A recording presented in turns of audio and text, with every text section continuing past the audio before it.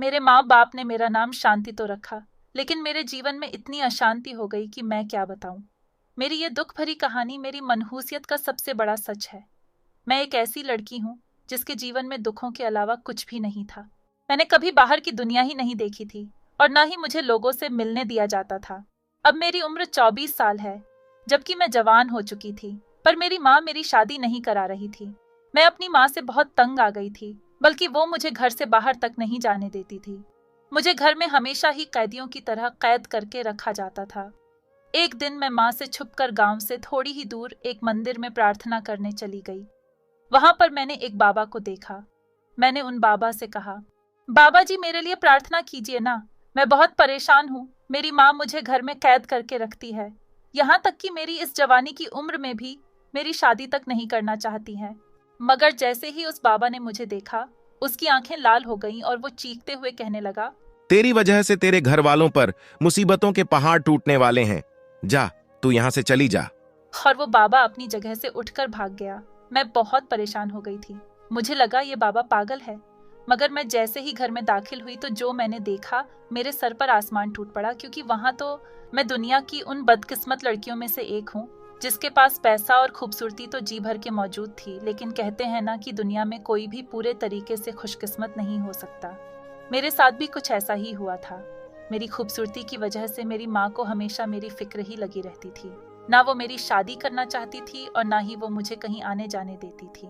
महर मैं जब भी उनसे इस बारे में बात करती कि मम्मी मैं कहीं बाहर जाना चाहती हूँ, मेरा मतलब मैं बाजार जाना चाहती हूँ, मुझे जाने दीजिए ना। नहीं, हरगिज नहीं, तुम्हें नजर लग जाएगी। मैं उनकी बात सुनकर मायूस हो जाती थी और काफी सालों से मैं अपने ही घर में कैदी बनकर बैठी रहती। मेरा किसी भी जगह जाना बिल्कुल ही बंद कर दिया गया था। वजह सिर्फ ये थी कि मुझे नजर लग जाएगी, लेकिन पहले ऐसा बिल्कुल नहीं था। बचपन में भी मैं बहुत ज्यादा खूबसूरत थी, मगर तब मैं हर जगह जा सकती थी। मैं माँ से कहती, माँ बचपन में तो मुझे कभी नजर नहीं लगी, तो फिर अब नजर क्यों लगने लगी? बचपन की बात कुछ और होती है और अब तुम जवान हो गई हो ना। मेरे दिन यूं ही घर के काम और उदासी में गुजरने लगे थे, क्योंकि मेरी जिंदगी में रोजमर्रा के रूटीन के अलावा और कोई काम नहीं था। पढ़ाई भी मैंने बहुत साल पहले ही छोड़ दी थी। इन्हीं दिनों मेरे घर वालों ने मेरे बड़े भाई की शादी तय कर दी थी, तो घर में रौनक आ गई। वैसे तो एक बहन अपने भाई की शादी पर बहुत ज्यादा खुश होती है, लेकिन मेरी खुशी तो इस वजह से भी ज्यादा थी कि मुझे अपने दोस्तों और बाकी खानदान की लड़कियों से मिलने का मौका मिल रहा था और मैं उनसे बहुत सारी बातें भी करूंगी। इसीलिए तो मेरी खुशी के ठिकाने ही नहीं थे। मगर जैसे ही मेहमान हमारे घर में रहने के लिए आने लगे तो मेरी माँ ने मुझे सख्ती से मना कर दिया और कहा कि सुनो, किसी से भी ज्यादा दोस्ती लगाने की कोई जरूरत नहीं है। अगर वो तुम्हें बाहर ले जाने की जिद करे तो तुम साफ इनकार कर देना, मुझे जवाब देने की जरूरत ना पड़े। माँ की बात सुनकर मैं मायूस होकर रह गई, लेकिन फिर भी मैं खुश थी, क्योंकि सारे मेहमान घर आकर रहने लगे थे। तो मेरे कुछ कजन्स ने ही मुझसे कहा कि चलो शांति, शॉपिंग करने चलते हैं। मगर मैंने माँ की बताई गई बात पर गौर करते हुए उन्हें मना कर दिया। पहले दूसरे दिन मना करने के बाद तीसरे दिन वो मुझे जबरदस्ती अपने साथ ले गए। वैसे तो उनकी जबरदस्ती ज्यादा नहीं थी, मगर मैं खुद भी उनके साथ जाना चाहती थी, क्योंकि उस दिन मेरी माँ भी घर पर नहीं थी। मैंने सोचा कि मैं बाजार चली जाऊं। ठीक ही हुआ कि आज माँ घर पर नहीं है, इसीलिए उनको पता भी नहीं चलेगा, क्योंकि उन्हें शाम को वापस आना है और शादी के मौके पर घर के काम भी इतने ज्यादा होते हैं कि उन्हें मेरी तरफ ध्यान देने का मौका भी नहीं मिलेगा। दरअसल बहुत दिनों बाद मैं घर से बाहर निकलकर बाजार गई थी, इसलिए मुझे हर चीज नई और खूबसूरत लग रही थी। मैं बहुत खुश दिल से हर चीज को देखते हुए अपने लिए खरीदारी भी कर रही थी। अभी मुझे बाजार आए हुए कुछ ही समय गुजरा था कि मैंने एक जगह पर देखा जहां पर लोगों की भीड़ लगी हुई थी। मैंने सोचा कि यहाँ ऐसा क्या हो रहा है, जो लोग इतनी भीड़ लगाए हुए खड़े हैं। ये बात जानने के लिए मैं भी उस भीड़ के करीब पहुंची, तो मुझे पता चला कि वहां पर एक बुढ़ा फकीर बैठा है और औरतें अपने लिए उनसे दुआएं करवा रही हैं। मैंने एक औरत से पूछा, जी यहाँ क्या हो रहा है? ये एक बुजुर्ग बाबा है जिनके लिए भी ये प्रार्थना करते हैं। उनके सारी दुख दुविधाएं खत्म हो जाती हैं। तब मुझे बड़ी हैरानी हुई, क्योंकि मैंने माँ से कह दिया था कि मेरे और भाई की शादी एक बार में ही कर दें। मगर माँ ने मुझे डांट कर चुप करा दिया था, जबकि मेरी शादी की उम्र हो चुकी थी। मेरी उम्र 21 साल हो चुकी थी। मैंने सोचा कि इन बाबा से मैं भी अपने लिए कुछ दुआ करवाती हूँ, क्या पता मेरी विनती भी मेरे ईश्वर सुन ले। मैंने उस बाबा से जैसे ही अपने बारे में बात की तो वो पहले तो मेरा चेहरा देखकर उनकी आंखें लाल हो गईं। फिर बाबा ने चीखते हुए कहा, तेरी वजह से तेरे घर वालों पर बहुत बड़ी मुसीबतें आएगी। तू तो जाएगी ही, परंतु तू अपने साथ सबको ले जाएगी। तेरी वजह से तेरे घर वालों की भी जिंदगी बर्बाद हो जाएगी। बाबा की बातें सुनते ही मेरा दिल डर गया और मेरा शरीर कांपने लगा। अब क्या था, आसपास खड़ी औरतें भी मुझे अजीब नजरों से देखने लगीं। मैंने हैरत से उस बाबा को देखा और खामोशी के साथ वहां से वापस आ गई। शॉपिंग करने के बाद हम सब लोग घर पर आ गए, लेकिन जैसे ही मैं घर पर आई तो पूरे घर का मंजर देखकर मेरी तो जान ही निकल गई। हर तरफ लोग बैठे हुए रो रहे थे। घर में एक मातम सा छाया हुआ था। किसी भी तरह से यह शादी का घर नहीं लग रहा था, बल्कि ऐसा लग रहा था जैसे यहाँ पर किसी की मौत हो गई हो। मेरा दिल मुट्ठी में आ गया था। मैं चाहती थी कि जब मैं घर वापस आऊं तब तक मेरी माँ वापस ना आई हो, मगर उन्हें तो पहले ही पता चल गया था कि मैं घर से बाहर गई थी। मुझे काफी शर्मिंदगी हुई। मेरे साथ बाकी सभी कजीन्स भी परेशान हुए और फिर हमें पता चला कि मेरी जो मासी थी, जिनका घर हमारी गली में ही था, उनकी मौत हो गई है। मेरी मासी जवान थी, इसलिए जवान मौत का दुख बहुत बड़ा था। सब तरफ उदासी ही उदासी छाई हुई थी। शादी भी कैंसिल हो चुकी थी। सब लोगों ने कहा था कि शादी के समय इस तरह का अपशगुन होना कोई अच्छी बात नहीं है, इसीलिए शादी तोड़ दी गई। इतना बड़ा हादसा हो गया और मुझे कुछ पता ही नहीं चला। शाम तक पूरा घर खाली हो गया। कुछ देर पहले जहाँ शादी की तैयारियों की रौनक लगी हुई थी, वहीं अब पूरा घर खामोश होकर रह गया था। फिर मेरी माँ मेरे कमरे में आई और कहने लगी कि तुम मेरी इजाजत के बगैर बाहर क्यों गई? मैं नहीं गई थी, बल्कि वही सब लोग मुझे अपने साथ जबरदस्ती लेकर गए थे। तो मेरी माँ को मुझ पर बहुत गुस्सा आ रहा था। उन्होंने कहा कि आज से 10 दिन तक तुम अपने कमरे से बाहर तक नहीं निकलोगी, समझी? हाँ ठीक है, वैसे भी मैं इस घर के अंदर ही रहती हूँ। हाँ, लेकिन अब तुम कमरे से भी नहीं निकलोगी, समझी? ये सुनकर मेरा दिमाग ही चकरा गया। लेकिन मैंने गलती की थी तो मुझे उसकी सजा भी मिल रही थी। मेरी माँ किसी भी तरह मेरी सजा में कोई रियायत नहीं करने वाली थी और मैं खामोश होकर अपने कमरे में ही पड़ी रहती थी। उन 10 दिनों तक मुझे उस बाबा की बातें याद आती रहीं। क्या मेरी काली किस्मत की वजह से ऐसा हुआ है? ये सोच सोच कर मुझे खुद से भी डर लगने लगा था। मैं 10 दिन तक अपने कमरे में बंद ही रही। बाहर कदम तक मैंने नहीं निकाला। घर वाले मुझे कमरे में ही खाना पीना देकर चले जाते थे। जब 10 दिन के बाद मैं कमरे से बाहर निकली तो कोई मेरी तरफ देख भी नहीं रहा था। हर कोई अपने अपने कामों में बिजी था। मुझे लगा मैं किसी गलत घर में आ गई हूँ या फिर ये लोग मुझे देख नहीं पा रहे हैं। मैं 10 दिन बाद कमरे से बाहर निकल आई हूँ। न मेरा कोई भाई बहन मुझसे कोई बात कर रहा था और न ही उन्हें मेरे बाहर आने की कोई खुशी हो रही थी, बल्कि मेरे भाइयों ने तो मुझे देखकर मुंह बना लिया था और उनके चेहरे पर गुस्से की लकीरें साफ नजर आ रही थीं।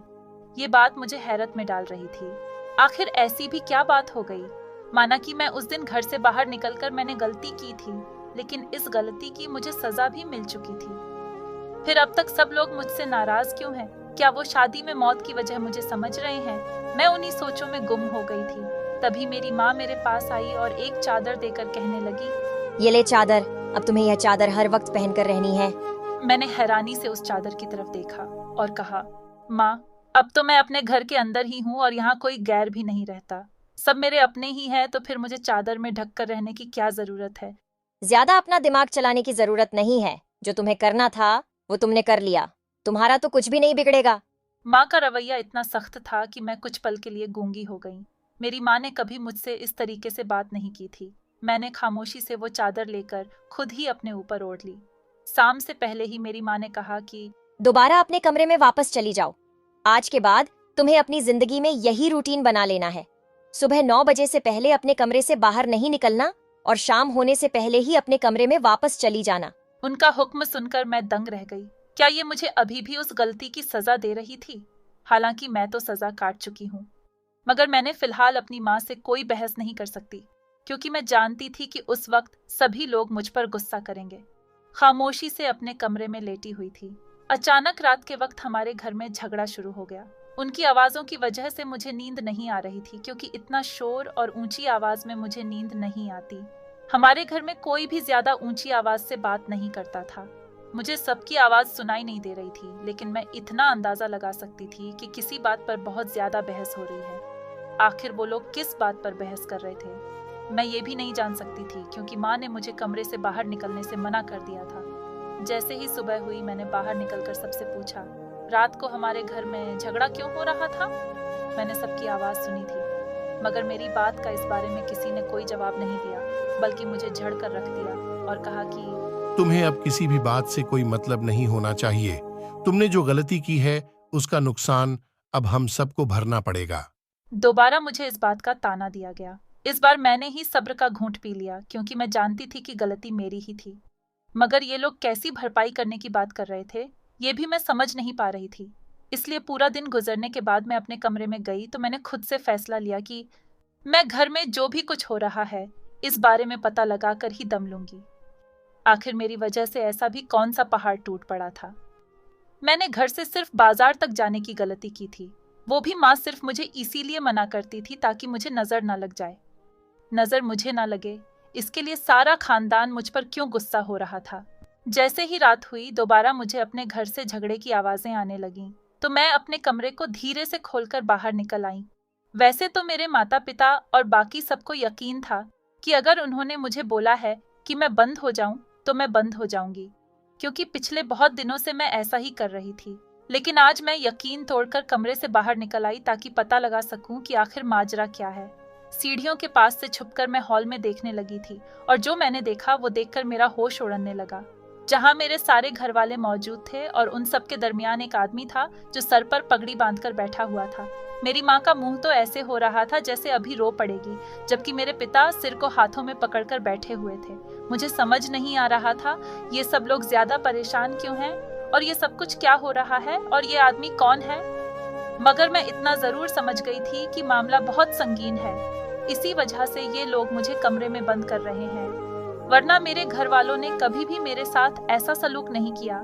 हालांकि मैं घर से बाहर नहीं जाती थी, लेकिन कभी मुझे इस तरह कमरे में बंद होने को नहीं कहा गया था। कुछ सोचकर मैं अपने कमरे में आ गई और फिर मैंने सोच लिया कि मैं उस आदमी के बारे में पता लगा कर ही रहूंगी। इस परेशानी की वजह से मुझे नींद नहीं आ रही थी, फिर भी मैंने सोने की बहुत कोशिश की और कुछ देर बाद मुझे नींद आ गई। सुबह मेरी नींद खुल गई क्योंकि माँ ने मुझे बाहर निकलने से मना किया था, इसीलिए मैं उनकी बात ना मानकर बाहर निकल आई। आखिर सुबह सवेरे मुझे कमरे से बाहर न निकलने का हुक्म क्यों दिया गया था, ये देखकर मैं हैरान रह गई कि मेरे परिवार के जितने भी सदस्य हैं वो सुबह 8 से 9 बजे के दरमियान उठते थे। आज वो सुबह सवेरे ही उठकर बाहर निकले हुए थे और वो आदमी भी उठकर रो रहा था। ये मेरे घर में क्या हो रहा था? मुझे कुछ खबर नहीं थी कि किचन से भी आवाजें आ रही थीं। इसका मतलब था कि नाश्ता बन रहा है। मुझे समझ आ गई थी कि अब खामोशी से एक तरफ खड़े रहकर तमाशा देखने से कुछ नहीं होने वाला है, इसीलिए मैंने सबके सामने जाने का फैसला कर लिया।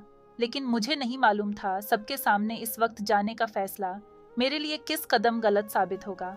जब मैं उस आदमी के सामने गई और उससे कहा कि आप कौन हैं? मैंने तो आपको पहले कभी नहीं देखा है। मेरी आवाज सुनते ही घर के सभी लोग हैरान होकर मुझे देखने लगे। मेरी माँ के हाथ से दूध का बर्तन छूट गया। फिर मैंने अपने सारे घर वालों की तरफ देखा। मैंने कहा कि आप लोग इस आदमी से इतना क्यों डर रहे हैं? कौन है ये आदमी? मैंने कल रात भी आप लोगों को देखा था। अभी मेरा सवाल पूरा नहीं हुआ था कि मेरी माँ ने आगे बढ़कर मुझे एक जोरदार तमाचा मार दिया और कहा कि बदतमीज लड़की, अपनी माँ की बातों का मान रखना भी भूल गई हो क्या? तुमसे मैंने कहा था कि अपने कमरे से बाहर नहीं निकलना, मगर तुमने हमारे सर में खाक डलवाने में कोई कसर नहीं छोड़ी। अभी मेरी माँ की बात पूरी नहीं हुई थी कि उस आदमी की आवाज पूरे घर में गूंजी। वो कहने लगा, मैं तुम सब लोगों को जेल में डलवा दूंगा। तुमने इस लड़की को मुझसे छुपाकर अच्छा नहीं किया। अब इस लड़की को मुझसे कोई नहीं बचा सकता। मैं तो पहले ही जानता था कि ये जिंदा है, लेकिन तुम लोग इसे मरा हुआ बताया था। उसकी ये अजीब सी बातें सुनकर मैंने सारे घर वालों की तरफ देखा तो सब घर वालों ने मुझे लालच भरी नजरों से घूरना शुरू कर दिया था। ऐसा लग रहा था जैसे कह रहे हो, तुमने अपने पांव पर खुद कुल्हाड़ी मारी है। और अब मुझे भी समझ आ गई थी कि बिना पूरी बात जाने मैंने जो कदम उठाया वह मेरे लिए गलत साबित होने वाला है। पहले मुझे जान लेना चाहिए था कि मामला क्या है, फिर उस आदमी के सामने आना चाहिए था, मगर उसकी ऐसी बातों का हकीकत में मतलब क्या था? सारे घर वाले खामोशी से एक तरफ बैठ गए, जैसे उन्होंने कोई बहुत बड़ा जुर्म कर दिया हो। वो आदमी खार नजरों से मुझे घूर रहा था और मैं सब लोगों से पूछ पूछ कर थक गई थी कि आखिर ये सब कुछ क्या हो रहा है, मगर किसी के मुंह से उफ भी ना निकली। कुछ देर में बहुत सी गाड़ियां हमारे घर के बाहर आकर रुक गईं, जिसमें बहुत से लोग जमा थे और उनके पास बड़ी बड़ी बंदूकें भी थीं, जिन्हें देखकर मेरे सारे घर वाले डरने लगे। वो लोग मुझे दबोच लिया और मुझे लेकर जाने लगे। मैं बहुत चिल्लाई की, मुझे बचा लो, मुझे बचा लो।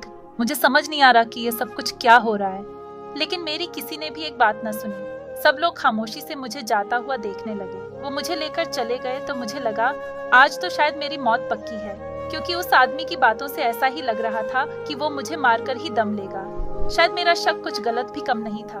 वो मुझे एक बहुत बड़ी हवेली में लेकर आ गए और एक अंधेरे कमरे के अंदर फेंक दिया और कहा कि आज से 2 दिन बाद तुम्हें जान से मार दिया जाएगा और मेरा बेटा बिल्कुल ठीक हो जाएगा। उसके बाद मेरी समझ में तो नहीं आया कि आखिर वो कहना क्या चाहते हैं, मगर अपनी मौत को सुनकर मैं डर के मारे कांपने लगी थी। अब मुझे शिद्दत से अपनी माँ और बाकी घर वालों की बहुत याद आ रही थी, मगर मैं अपनी गलती पर सर पटकने के सिवा कुछ नहीं कर सकती थी। काश मैं उनकी हर बात को मानती रहती तो आज मेरा ये हाल न होता। उस बुजुर्ग बाबा ने सही कहा था कि मेरी वजह से मेरे सारे घर वाले मुसीबत में फंस जाएंगे, लेकिन अब मैं रोने और पछताने के सिवा कुछ नहीं कर सकती थी और सिर्फ ईश्वर से ही मदद मांगने के सिवा मेरे पास कोई और चारा नहीं था। रात को उस कमरे में से एक बूढ़ी औरत आई। मुझे देखते ही उसकी आंखों में खून उतर आया और कहने लगी, मनहूस लड़की, तुम इतने साल तक कहाँ थी? तुम्हारी वजह से मेरा बेटा बिस्तर पर पड़ा हुआ है। मुझे तो उसकी कोई बात समझ नहीं आ रही थी। मैंने उससे बहुत बार कहने की कोशिश की कि आपको जरूर कोई गलतफहमी हुई है, इसी वजह से ये सब कुछ हो रहा है, लेकिन वह मेरी कोई बात सुनने के मूड में नहीं थी। उसने मुझे बहुत मारा और खाना भी नहीं दिया। सुबह होते ही मुझे खाना मिला तो मैंने भूखों की तरह खा लिया, लेकिन इन लोगों का दिया हुआ खाना खा लेना मेरे लिए गलती साबित हुआ, क्योंकि उस खाने को खाने के बाद मैं गहरी नींद में सो गई और फिर उस वक्त मेरी आंख खुली। वो लोग जब मुझे मारने के लिए ले जा रहे थे, ये सुनते ही मेरे रोंगटे खड़े हो गए। मैंने चेक कर उन लोगों को रोकने की बहुत कोशिश की, मगर उन लोगों ने मेरा मुंह बंद कर दिया था और मुझे लेकर एक शमशान घाट में चले आए। शमशान घाट के पास घने जंगलों के दरमियान जिस जगह मुझे लाया गया था, वह जगह साफ सुथरी थी, मगर मेरे सामने मौजूद इंसान को देखकर मेरे पैरों तले से जमीन निकल गई, क्योंकि मेरे सामने कोई और नहीं बल्कि वही बाबा मौजूद था जो मुझे उस दिन बाजार में मिला था। उसने मुझसे कहा था कि तुम्हारी वजह से तुम्हारे घर वालों पर मुसीबतें आएंगी। उसे देखते ही मेरा दिमाग चकरा गया। मुझे समझ आ गया कि ये सब इन लोगों की चाल थी। ये बाबा भी उन लोगों के साथ मिला हुआ है। उसने इन लोगों के दिमाग में फितूर भर दिया था।